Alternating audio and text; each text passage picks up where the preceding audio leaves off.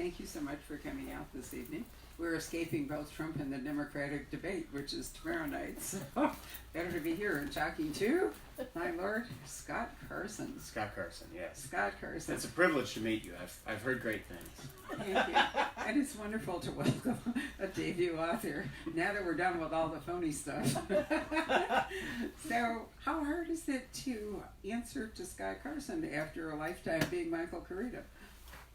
Apparently pretty hard because the first interview I had as Scott Carson, I actually hung up on the interviewer. I said it was the wrong number, hung up, and then waited for my call. About 2 minutes later, realized, oh wait, he was, because I don't expect anyone to play it straight or to not know. But the fun part of it is to think about the readers coming into your store, the library, and it is a completely new name. That's the component of going back to the debut experience that is fun. The idea of trying to actually manage some sort of alter ego is beyond me, so I just won't do that. I'm Michael Koryta writing as Scott Carson. But still, hasn't it given you sort of some sense of being a debut author all over again? Absolutely, but it only in positive ways, and I feel like the debut experience is so filled with frustration over everything's new and exciting, and that's great, but it's also you don't know anything. And so for me at least that was frustrating. It wasn't as exciting. It was, I want to understand how the machinery works. I want to have those sort of in the weeds understanding. So yeah, Scott's debut has been much more relaxing. So, Scott's debut, what prompted you to, let me start over again. You started out writing private eye novels, and they were wonderful, and you wrote 4, I think, Yes. for your guy, and did really well, got an Edgar nomination and all kinds of stuff. But then you've always had this interest in the Gothic or the supernatural, so that came along pretty soon. Yeah, my the So sixth Called the book River, was So wasn't Called that the River, was right. that the first one?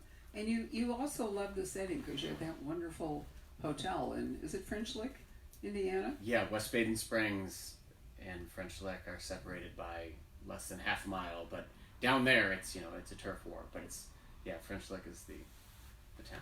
But a huge part of that book was the hotel, which is really what makes a Gothic novel very often is, the historic mansion or the wonderful haunted castle, whatever it might be.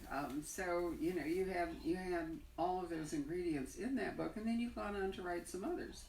Have you found that particular, the ghost story, the supernatural and all, calls to you more than the crime novel, or just as much? It's definitely not more, but when it calls, it's an insistent voice. It's not one that I can say, oh, that's a bad idea, put that aside. And it tends to be tied deeply to place, and I think to the natural world. You mentioned West Baden and French Lick, which has this rich history of these bizarre mineral springs that created an era of, Al Capone being married on the front steps of this hotel, and it's where Roosevelt announced he was going to run for the presidency, and yet when I saw it, it was a ruin. It was just completely, at that point, completely forgotten. Now it has been restored into something extravagant. And we're going to have very exciting news about So Called the River, by the way, very soon, yeah. But It must be film news. it must be film news. It must be film news. I can follow the clues as But- well as anyone, right? Going back to that idea of does the supernatural appeal more, or to me they are all, it's the novel. The form doesn't, I wish I had a better ability to shape and guide the form, but what I have seen, it's been 10 years since I wrote in that Gothic tradition, and what I have seen is the difficulty some readers have making the bridge. I will read PI novels, but there's no way I'm reading Stephen King. And then you have your Stephen King readers who are saying, Robert B. Parker, Robert Grace, not for me. Connolly, not for me. so I was always a reader who anything was appealing. If it was good, if it was quality, anything was appealing. And so I want to write in that, that vintage. And obviously my favorite readers are those who are willing to trust me to take them beyond their comfort zone. But I do understand that for some people it just doesn't work that way. And I had also always had a fantasy of having this name that people tell me this is a word of mouth business. I've been hearing this for 15 years. Koryta is not very word of mouth friendly, it doesn't seem. I've come across some very intriguing spellings, pronunciations, so Carson just seemed, let's float that out there and see how it goes. So have you ever been confused with Michael Koryta?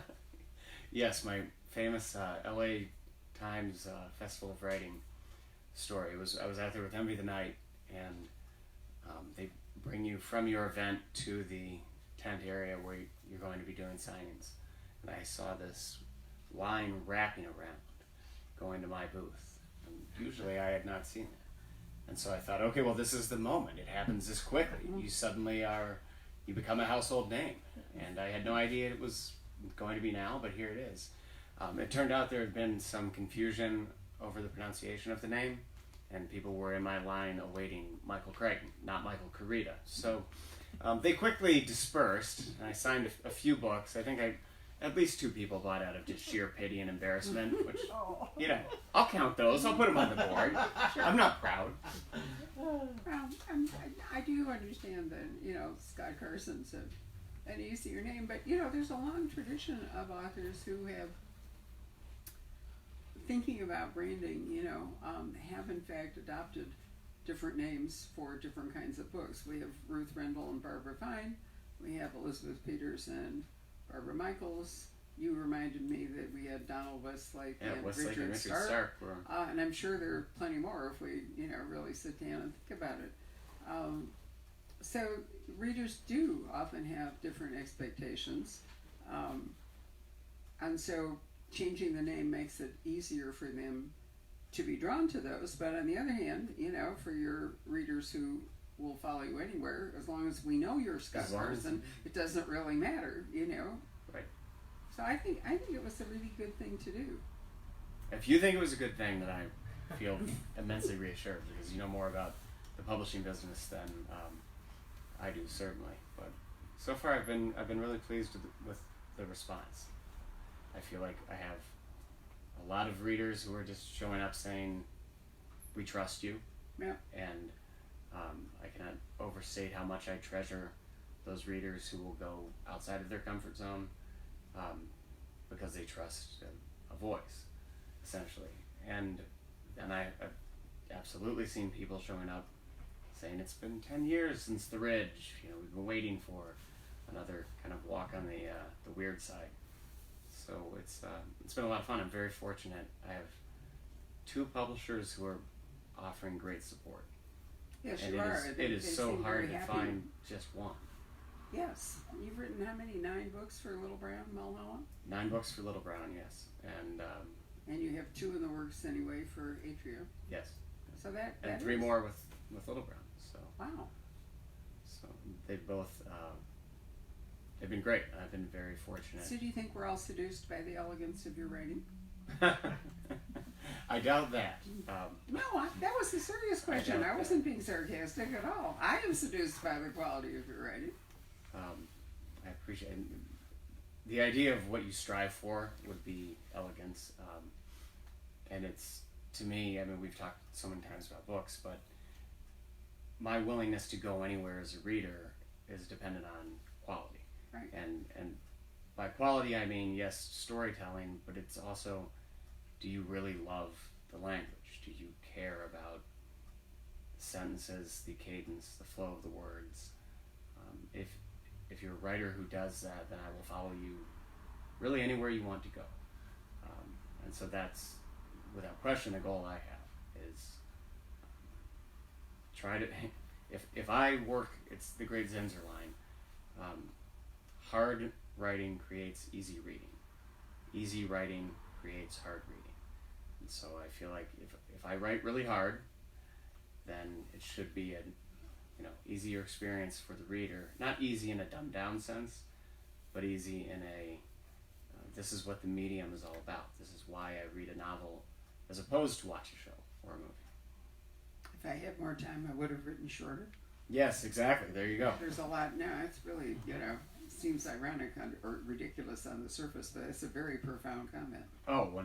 Yeah. Because so much of writing is actually editing it out, taking out, Killing your darlings.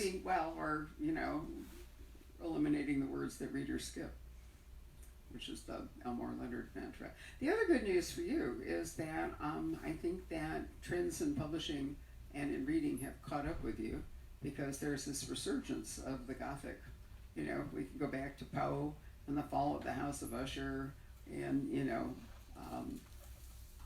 some of the early 19th century Gothics and so forth. Wilkie Collins, the Moonstone, or the Women in White, and I think that it's a cycle that's cycling up right now, and so you're catching it on the up wave and not the down wave, which is a really good thing. I certainly hope so, and I agree with you. I feel like we're seeing more really well-written stuff in the genre. I don't think the genre ever goes away, but there are ebbs and flows to, we talked about with the PI novel, and certainly with the Gothic, and there's some really talented writers out there right now. I'm looking at a whole bunch of new things. There's a book by Rebecca James called The Woman in the Mirror, which is a sort of version of Rebecca. Right. That's a very big book for March, and I'm seeing Sarah Pinborough and Paul Tremblay. Right. I'm getting copy from publishers saying, new Gothic or ghost. Tess Gerritsen, who was here last night, her book is a Gothic ghost story. It's set in an old house in Maine with a... Tess and I live in the same town in Maine, and we never see each other except for convention. I think the last time I saw her was in Key West. Yeah. And we're in this tiny little town in Maine. But Paul Duran's there, too. Well, you just missed her. But, hers is a classic Gothic story, which has a serial killer inserted in it, but nonetheless, the rest of it is all, just pure genre that way. And very well done. And she really enjoyed writing it, and like you, wanted to write something different from Rizzoli and Isles that would, unleash a different part of her imagination. Yeah, creatively, it's a very fun thing to do, but it's also, I think, what you have to do to continue to improve. You have to push up against some different boundaries. It's very difficult to lower the pail into the same well over and over and over again and really feel like you're drawing up anything different for the reader. And you guys are so much smarter than we are. You are so attuned to when a writer is mailing it in. Within chapters, and I feel like we've all had that experience with a writer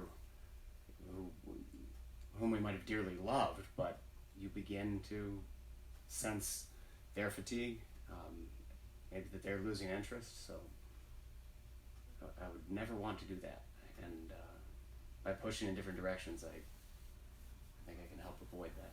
So let's continue with the water analogy and talk about the chill. We might actually discuss the chill, which in fact depends upon the water system developed to feed the city of New York from upstate New York and all those small towns and water streams and a reservoir. Yeah, I was so fascinated to learn about this, and it was new to me. Possibly all of the residents of New York are very acquainted with it, although I would doubt that. But there was an article in the New York Times in April of 2016, and it was about a disaster preparedness meeting. So they had federal, state, city officials, and they're going through scenarios, everything from dirty bombs to terrorist attacks to hurricanes, and there was one paragraph that said, the mayor's office left shaken over the idea of the collapse of water tunnel number 2, because it was the only thing that could, and this was the quote, literally shut down the city of New York for months. And I thought, what in the world is water tunnel number 2? Because I wasn't familiar with it. And then you get into the history, and you have these two, now 3, although 3 is not complete yet,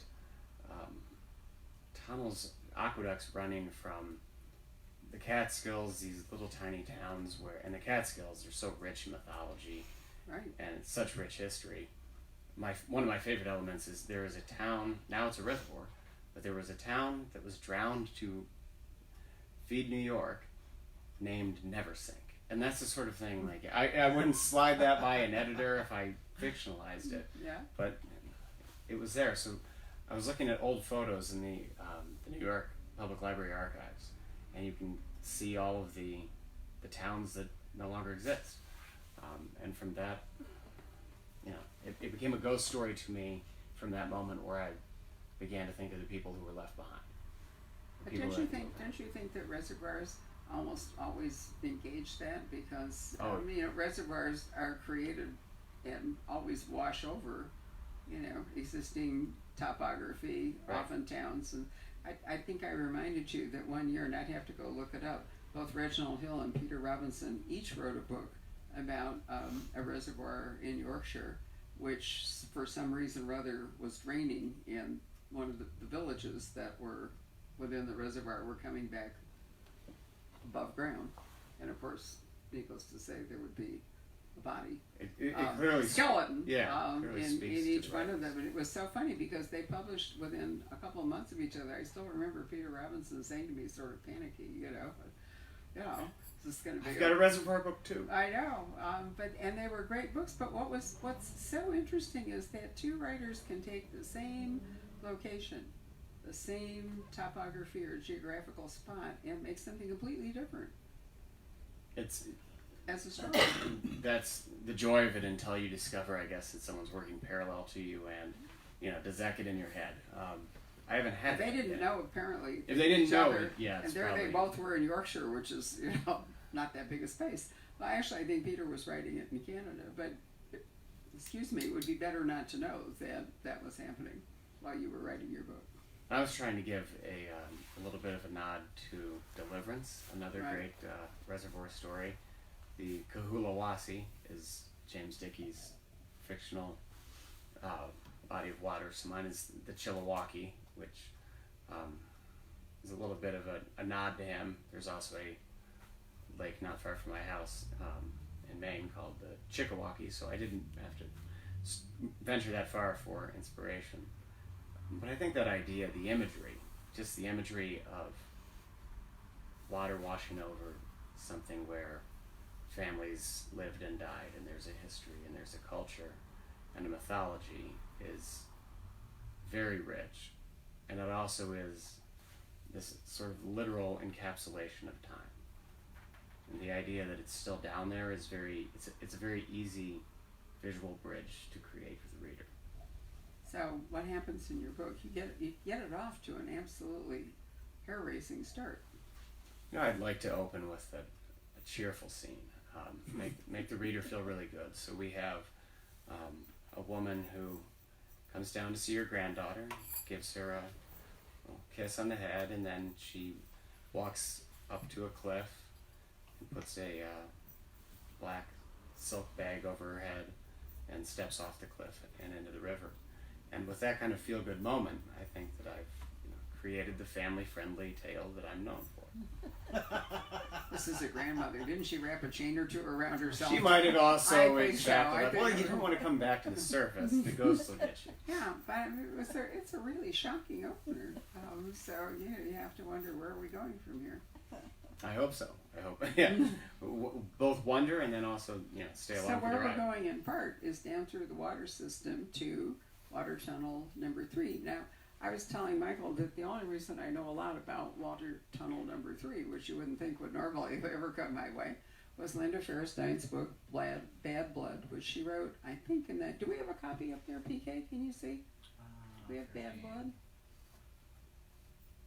I do not see it at the moment. That was a good one. It was a wonderful book, but in any case, it too, because Alex was always taking us on tours of notable venues in New York, either historical or geographical or whatever it might be, and so Water Tunnel number 3 is where the whole big denouement. So I knew from that, so I really was happy to recognize it in your book, and and they're still not done with it too, so I don't know. I'm not familiar with the book. I'd be curious what year that was and what the projected completion date was at that time. because it's always the thing that's going to be done, going to be done, going to be done. They have it open now to serve some of the original run, but I think Queens would still be completely cut off if you were to lose one of the old ones. And Also, if you spend any time in New York City, you have to recognize, the water towers on top of most of at least the older buildings. So it's not just a question of the water flowing down, but then the water has to flow up in order to. If you paid attention to the New York skyline, you see these water Yeah, they used structures to on have top of most of the buildings. the viaducts were actually elevated for the entire system. And to me, it's one of those easily taken for granted, easily overlooked things Right. that I love to tie into the supernatural. It's the moment that you don't think about. Turning on the tap to get water. You turn that faucet, and it seems like you have a pact with God, right? I'm going to turn this on, and water will flow. But how much time do you spend thinking about where that water is actually coming from, Right. and what towns are beneath the source? So, from a storytelling standpoint, to me, that's wheelhouse territory. I'm looking up Bad Blood because we talked about it. Now I have to find out. I'll have to read it now. Well, Yes. yes, I'm getting the hard sell here. You actually should. 2007. 2007. Yeah. Yeah. I He's couldn't believe how she went it down involves in a that. construction guy, and obviously he's at work, in the tunnel system. But I've always known that New York got its water from upstate, but also it's a city that's famous for the quality of its water. I mean, people from New York say, you just open the tap and the water is fabulous. Oh yeah, they're very proud of the quality of their water, which for the most part is all from upstate. I got way too far into the weeds of research about the New York City water system. There's a row of books on my shelf now that I don't think are going to be too easy to give away. They aren't exactly the page turner variety, but they were all good for me. So. No, it's a marvelous system, but just I had one of Clive Cussler's books. We were actually looking for a photo, and the one I found that we wound up using as an image was in fact of the construction of Water Tunnel Number 2.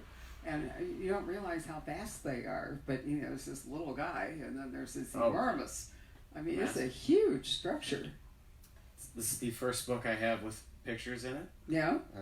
A great reward to you readers who have had to suffer through only words for so long. Are there pictures? See, I didn't see them in the advanced we've reading got copy. some of Where are these the beautiful photos? old, Oh. And in the back, I have, because obviously the girl Gillian, Oh, there. her sketches are so crucial to the story Right. because she's been tasked with the.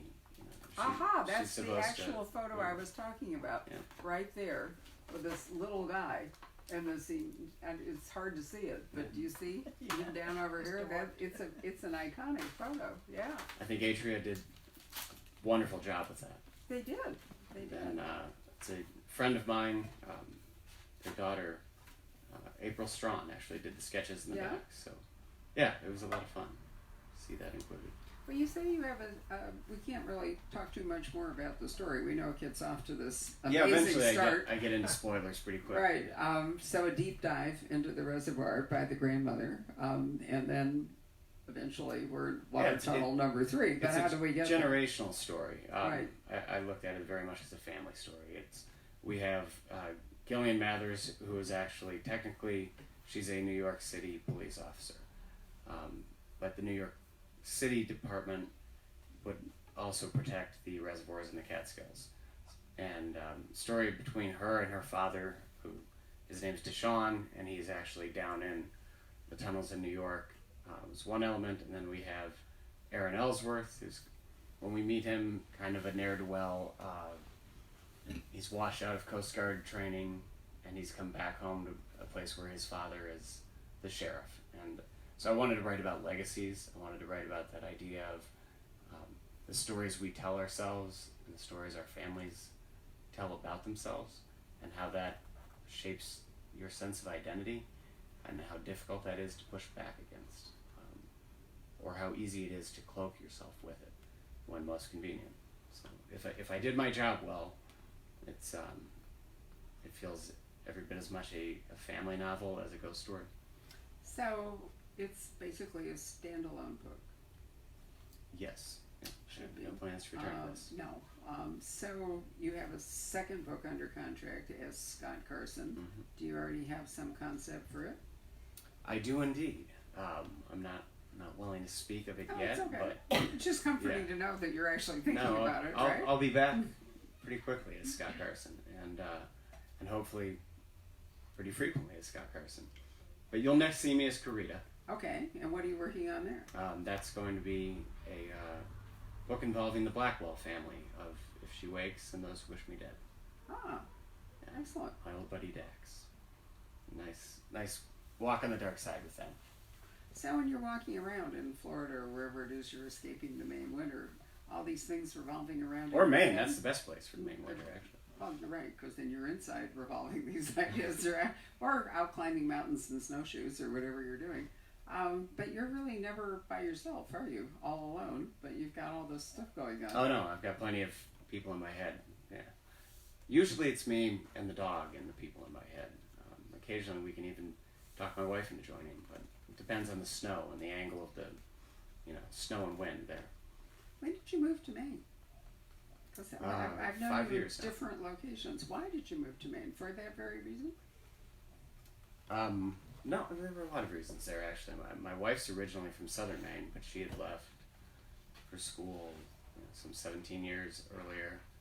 I'm deeply in love with an area of Montana, the Beartooth Mountains. We talked about trying to be out there part of the year, but the problem with the Beartooth Mountains is it's kind of difficult to maintain any career other than being a writer.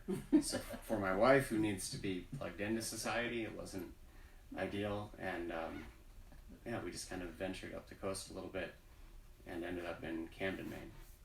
So Which is really a lovely town. it's a beautiful town. Yeah. And it is home to many a great writer. So And a real tourist stop. It's actually a cruise ship, and small cruise ships going down the Maine coast often stop there, which is why I've been there. It's lovely. beautiful library too. So, that's all the good news from Michael. Do any of you have questions that you would like to ask? Well, I just had a comment. The little town I grew up in Montana is now underwater, but it wasn't for drinking water, it's for a reclamation dam. Oh, which Fort Peck? By No, chance? Armstead is down Okay, south sure. of Dillon. In 2000, it was underwater in '63, but in 2002, the water was so low because it was so dry up there. We went back twice that summer because you could drive back into the town, and the highway was just like it was when it went underwater in '63. Oh, that had to be bizarre. My grade school, it was a brick building, which they had torn down, but the basement was still there, full of water. I could walk across to where my grandma's house was. I couldn't get to my house because it was still underwater. Oh, that had to be a But, surreal It was pretty fun. experience. Oh, Yeah. that was. Wow. PK, did you have something you wanted to say? Actually, yeah. So, trying to come up with the right wording for this, but you write in so many different voices. So I'm curious, when you're writing as Michael or as Scott, how are you keeping these separate? How are you keeping the ideas separate? And what's the difference between writing as Michael and writing as Scott? I'd love to pretend there is some great difference, but it really is. The book is the book. Early on, I come up with these little gimmicks that I feel like will differentiate the Scott personality from Michael, but then I'm actually into the book and struggling with the words, and it's the same process, and it all becomes pretty familiar pretty quickly to me. That madness of sort of trying to come up with the right words and the right, Yeah, I don't have any great stories about the different things I do to get into Scott mentality. I dress all in black and drink scotch for breakfast. I mean, that's what I do anyhow. So to blame that on Scott wouldn't be fair. Well, if you go back to So Called the River, I mean, was it really any different than writing the PI stories? It was just a different story. Exactly. No. But I don't think his voice changes. I think it's just that he's telling a different story. But I mean, That's my hope. I recognized Michael when I was reading it. You haven't had a chance to read it yet, have you? I haven't. No, I've got but it on I my mean, list of when books to you read it, it's just reading. The Publisher's It's just Weekly reading review Michael. entertained me because that was before it had been announced. Oh, so they didn't know who you were. But someone was clearly reading with a pretty sharp eye because they said it will appeal to fans of the horror novels of Michael Koryta. And I think they cited The Ridge in that. Yes, so that made me laugh. Well, but I mean, it's a It's also compliment too. It's also what I want. It's a consistency of voice. And that's what we Right. talked about before. The reader who follows a writer into different territory is really returning for voice, ultimately. So, Right, and changing want the to be name is consistent. just really a branding technique, and Right. also it makes it easier for your publisher. If they feel that they're publishing you well as one person, they might be less willing to publish you as the other person. So having two publishers and two names really makes it a lot clearer. I might add 3 or 4. Have a really productive year. I'll put out 5 books under different names. What's your female pseudonym? I'd have to go with Christine, just so I could really, really get under my wife's skin. I'd be Christine Kea. That was her maiden name. Ah. Okay. And- Well, we'll all keep an eye out now. Then you can look forward to my my wife's memoir from prison after she killed me. That would be a page turner. Prison noir. Right? Yes. I know. I love it in that Akashic series of urban noirs, which I really like. There's a new one out called Santa Fe Noir, which I'm anxious to read, and Columbus Noir. I mean, they've been all around the world. They're just amazing. But my favorite of all was Prison Noir. I thought, okay, we've been to India, we've been to China, we've been to Chicago, whatever, and now Prison Cell Block Noir. City. Yeah, I mean, it's a really great concept to have a group of writers get together. I was just looking, because it's coming up on St. Patrick's Day, at the contributors to Belfast Noir and Dublin Noir. I mean, really distinguished groups of writers, doing stories for both those anthologies. And it's a great... They're such great ideas. But I mean, it's a really nice vehicle for giving people a chance to write a short story that they might not otherwise get to. Because, I mean, you can't really sell a short story just by itself. No, I feel like there's always the person who's grabbing you for an anthology, and it's always very appealing to me Right? when you get that initial email. It's like, oh, sure, that's a great idea, this would be fun. And then suddenly a deadline rolls around, and like, why did I agree to do this?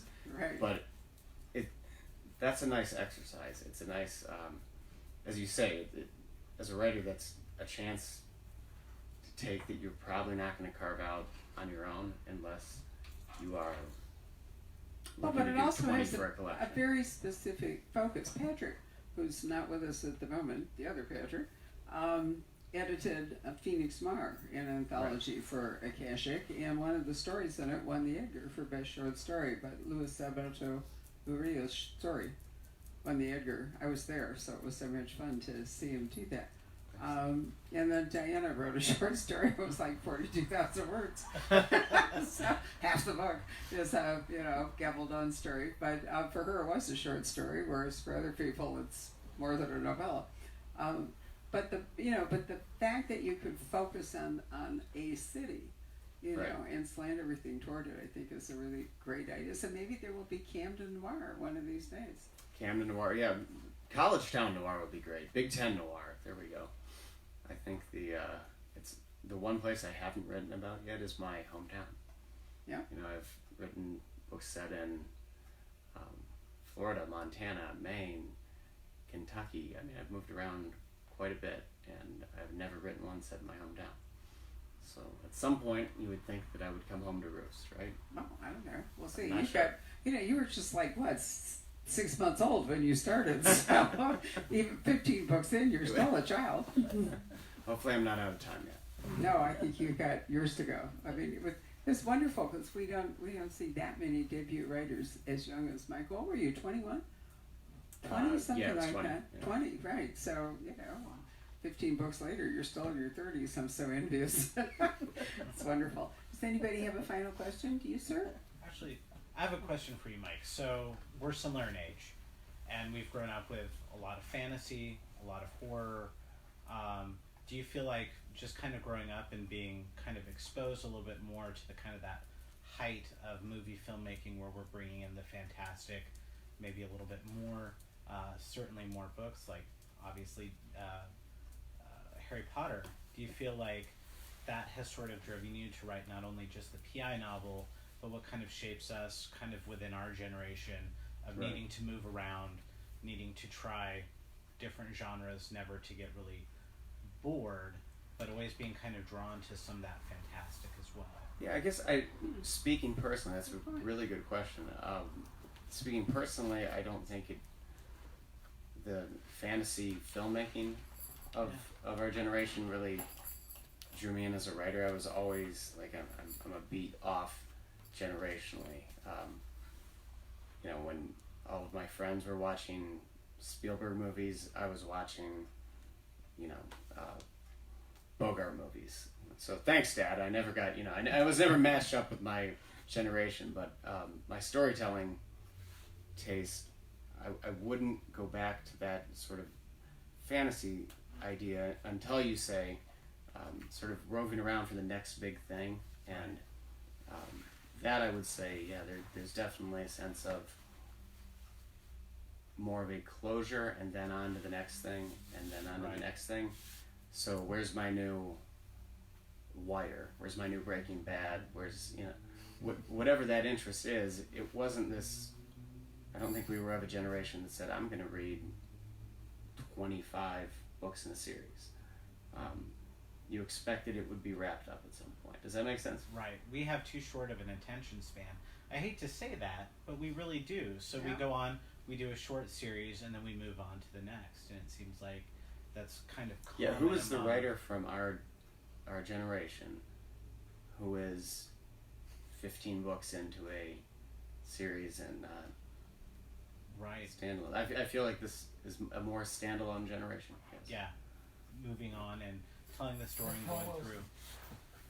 Well, the other thing you have going for you too is that, you know, for a long time, if you really wanted fantasy, you had to get it in books because films didn't do Right. that. And now I notice there's going to be a new movie with The Wind in the Willows, you know, with all the animation and other stuff that comes along. And you can see things like, was it Mr. Fox or The Fabulous Mr. Fox or Chicken Run or Babe or, I'm not even talking about the Marvel universe. I'm talking Right. about a gentler kind of a version of it. So I think that because film and television is now doing so much in the way of the fantastic or the supernatural or the fairy tale, whatever it is, that maybe it's exciting more readers to be interested in it again.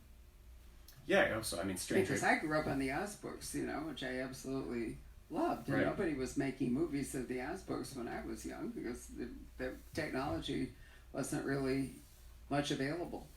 I mean, you look at Stranger Things.